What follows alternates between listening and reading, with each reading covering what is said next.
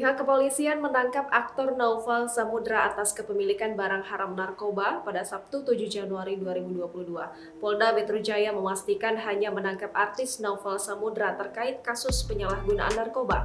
Saat penangkapan berlangsung, sang kekasih Dinda Kirana menyaksikannya secara langsung. Berikut informasi selengkapnya. Pihak kepolisian kembali menangkap aktor Naufal Samudra atas kepemilikan barang haram narkoba. Wadir Narkoba AKBP Doni Alexander saat dikonfirmasi mengatakan saat Naufal ditangkap, polisi mengungkapkan Dinda Kirana juga ada di lokasi tersebut. Namun ia membantah kekasih Naufal itu ikut diamankan terkait kasus narkoba. Sementara untuk kelanjutan kasus Naufal, Doni menyebut pihaknya masih melakukan pendalaman.